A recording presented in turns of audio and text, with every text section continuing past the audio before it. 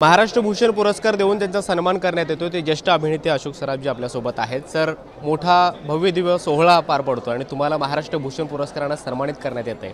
आतापर्यंतची तुमची कारकीर्द आणि आता या पुरस्कार देऊन सन्मान करण्यात येण्याचा हा क्षण कितपत महत्त्वाचा आहे? हे निश्चित महत्त्वाचं मानतो मी, कारण काय इथे मग काय असतं, कलाकार आपली कला दाखवत जात असतो, पण त्या कलाकाराच्या कलेचं कदर करणं हे सगळ्यात मोठं काम असतं आणि शासन ते नेहमीच करत आलेलं आहे, महाराष्ट्र शासन। आणि त्यावेळेस यावेळेस देखील त्यांनी म्हणजे प्रत्येकाला असं पुरस्कार हे निरनिराळे देऊन त्यांची हौस ते वाढवत आहेत आणि त्याप्रमाणे यावेळेला माझी त्यांनी उत्साहाने वाढवलेलं आहे। याबद्दल मी त्यांना धन्यवाद देतो। महाराष्ट्र भूषण हा राज्याचा सर्वोच्च नागरी पुरस्कार आहे आणि आतापर्यंत तुम्ही अनेक पुरस्कार घेतले, अनेक पुरस्कारांनी तुमचा सन्मान करण्यात आला। मात्र हा क्षण कितपत महत्त्वाचा आहे तुमच्या पूर्ण आयुष्यात?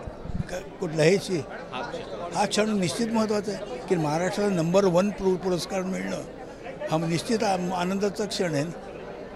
अनेक हिंदी मराठी चित्रपटांमध्ये तुम्ही इतकी वर्ष काम केलं, तुमचे अनेक मित्र या सगळ्या प्रवासामध्ये सोबत राहिले, कुटुंब सोबत राहिलं, तर त्यांना कशा पद्धतीनं त्यांचं सहकार्य लाभलं आणि काय असतं, कुठलाही आर्टिस्ट स्वतःहून एकट्याने काही करू शकत नाही, त्याला नेहमी कोणाची तरी साथ असावीच लागते।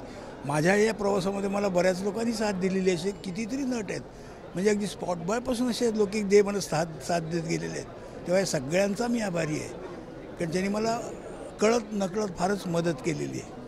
थोड्याच वेळापूर्वी मंत्री सुधीर मुनगंटीवारजी तुमच्या सोबत आले आणि हे खरे महाराष्ट्र भूषण आहेत असे त्या तुम्हाला म्हणाले।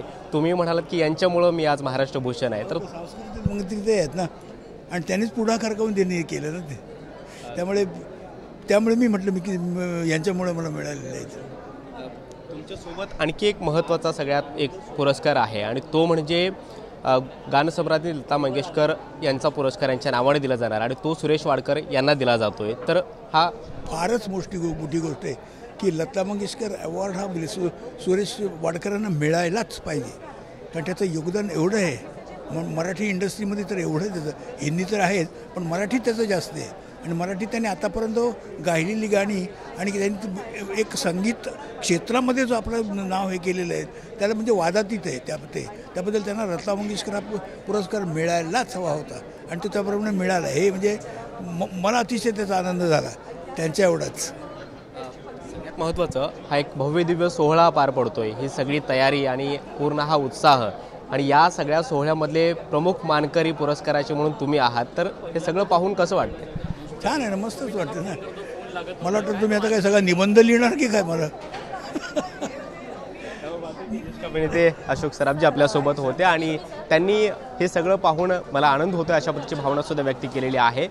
थोड्याच वेळापूर्वी सुधीर मुनगंटीवार हे सुद्धा योगायोगाने त्यांच्यासोबतच आतमध्ये आले आणि त्यांनी सुद्धा महाराष्ट्र भूषण हेच खरे अशोक सराफ आहेत आणि म्हणून त्यांचे स्वागत असेही भावना बोलून दाखवलेली आहे। आणि थोड्याच वेळामध्ये हा कार्यक्रम मुख्यमंत्र्यांच्या उपस्थितीमध्ये वरळीमध्ये पार पडतो आहे। म्हणजे आत्तापर्यंतच्या सगळ्या कारकिर्दीमध्ये हा क्षण सगळ्यात महत्त्वाचा असल्याची भावना त्यांनी बोलून दाखवलेली आहे।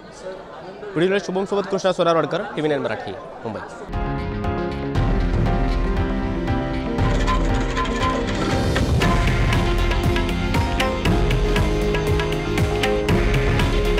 हे आहे देशातील नंबर 1 न्यूज नेटवर्क आणि आपण पाहत आहात TV9 मराठी। काळजी तुमची, हित महाराष्ट्राचं।